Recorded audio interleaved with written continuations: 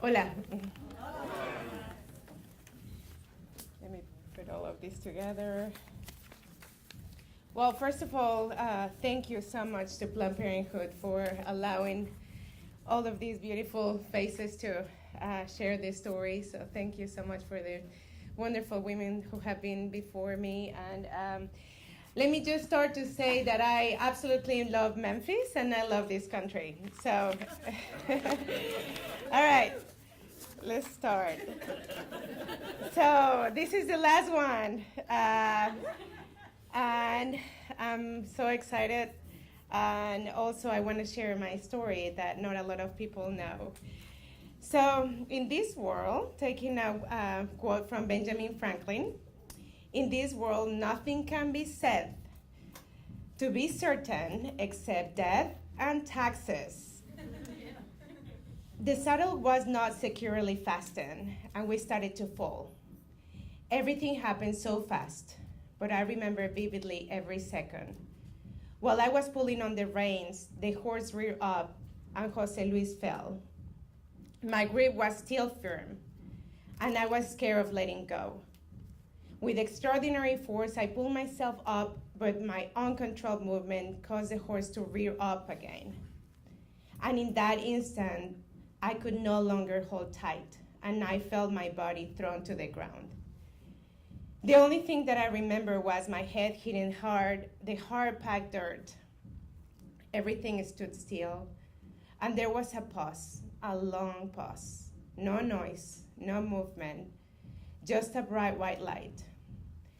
But suddenly, I felt a pull. My eyes opened, and I saw my leg still hanging from the shoe laces that were tangled to the stirrup. And the horse began to pull me. I can still feel the dust and the rocks and the small bushes hitting my face as I was bouncing off the ground. It happened during Holy Week missionary trip in the mountains of Mexico.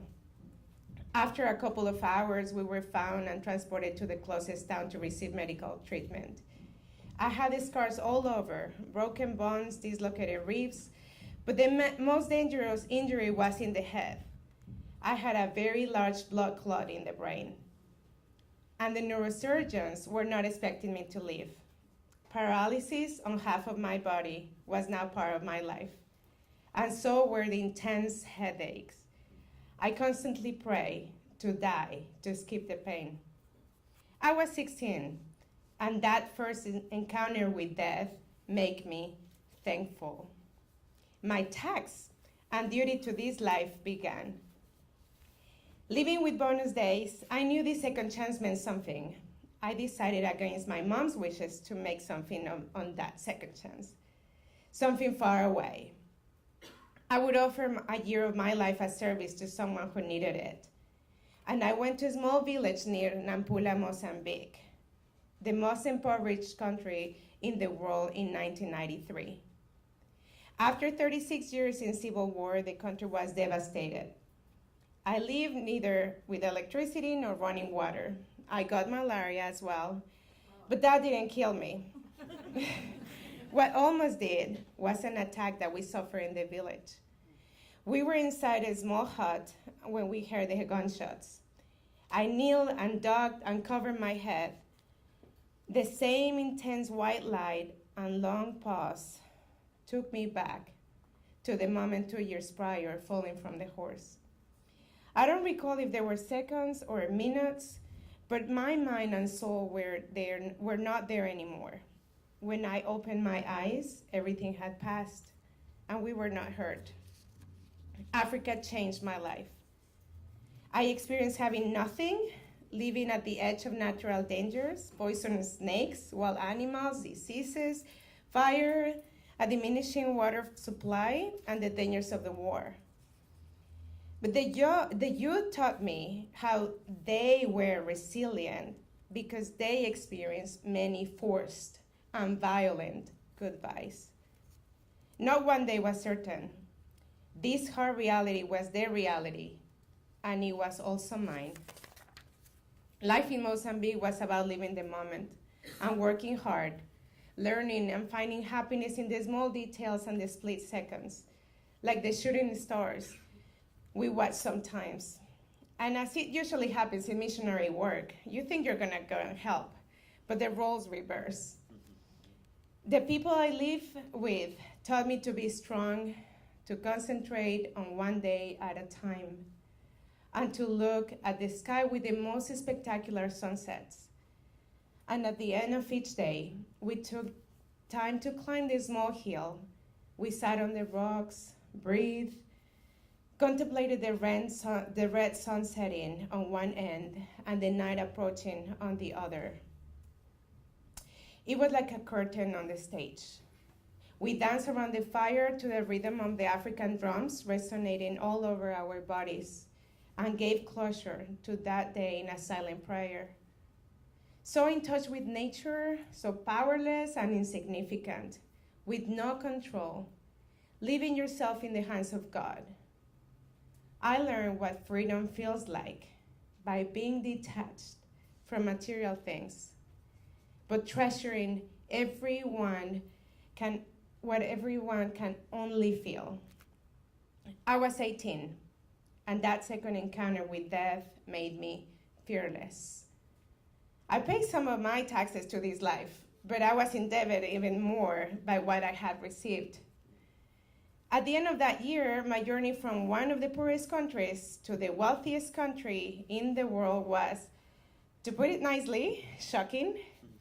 My brother, with all of his generous heart and all of his good intentions, to make me feel welcome, took me to the casinos.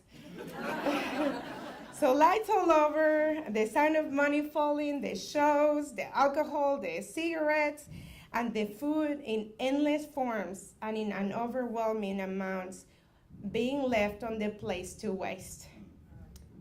It took me a while to find myself in this new reality. It is easier, though, to get used to more comfortable life and with no comparison on the feeling of security and safety.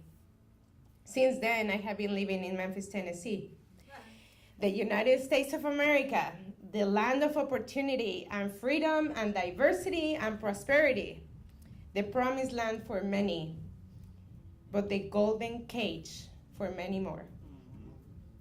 I learned so fast to be an overachiever, who is not, right? And develop a sense of it's never enough. My husband had recently lost his job, and I was working full-time, working on my second master's degree, teaching a couple of art classes, working on the weekends on an online travel business, and I was training for a marathon too. And obviously, my body collapsed. One evening, a stronger than ever migraine caused me to start vomiting while I was at work, and I had to leave the office. While I was driving home, I began my hands and my feet becoming stiff, and my tongue was not responding. Half of my body began to paralyze, and I had the same symptoms I had 20 years prior after the horse ride accident. I didn't worry as much because I knew it would pass. Several days after that episode, the doctors conducted an MRI, and since they didn't find anything, they mentioned it had been a small blood clot that got dissolved fast. And that was not scary enough, so I continued with my hectic life. But 3 months later, I experienced another paralysis with the same symptoms. After running tests, the doctor said it was Bell's palsy, and I also lost sight of this eye. The neurologist mentioned they were not related, these symptoms were not related, and that he had not seen a more severe case of Bell's palsy than mine in a while. Of course, my stubborn self couldn't wait for the weeks and the months to pass so I could get on with my life. But in a doctor's visit, she put it loud and clear.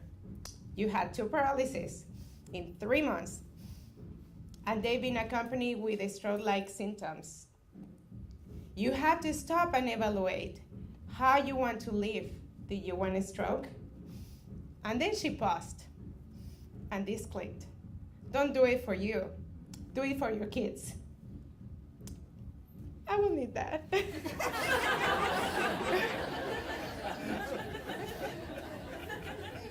Thank you. Anna was 7, Carolina 5, and Santiago was 3 years old. Finally, something in my head really clicked, and Mauricio, my awesome husband, was so supporting and assured me that we were going to manage and that it was time for me to follow my dreams. So I did. I quit my jobs and began my life as a full-time artist. Yay.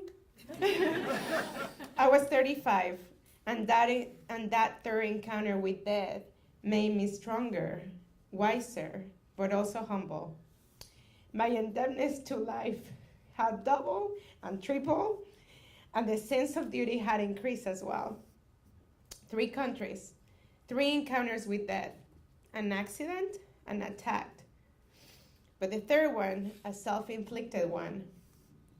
Because I know life can be over soon, I'm neither planning on wasting it, nor remaining quiet when injustice happens. I am a woman, a Mexican, an immigrant, and an artist, none of which are very popular right now in this political environment. I have followed the immigration rules, every single one of them, for 23 years, and I am not still a U.S. citizen. Again, I'm living at the edge. Deportation can happen at any minute, and our family could be separated. Nonetheless,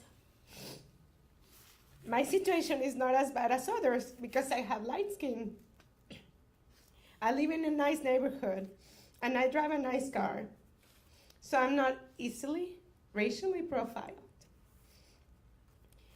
I'm dedicating my life and my art to amplify the voices of those who have paid their taxes and duties to this life again and again and again, to the country they are escaping from, and to this country with their experiences of family separation, discrimination, racism, violence, and other forms of pain. My tax and duty to this community is to not stop. So much bitterness and hate seem to dominate the national rhetoric. I refuse to accept this. This is not the country I've always admired. Whether it's Mexico, Mozambique, or the United States, we're citizens of the world. There are only human-made borders and barriers. And yes, we are born in one country, but we don't choose it, nor do we choose our circumstances. Some of us have a more fortunate start. I cannot stand still. I have a debt to pay to the rest of the citizens of this world. I am thankful and strong and fearless.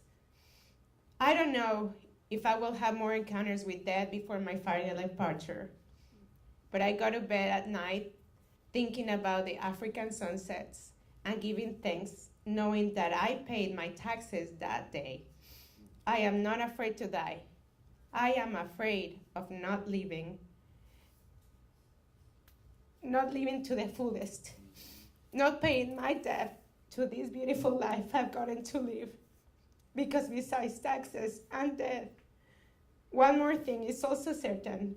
From here, we can only go up. Thank you.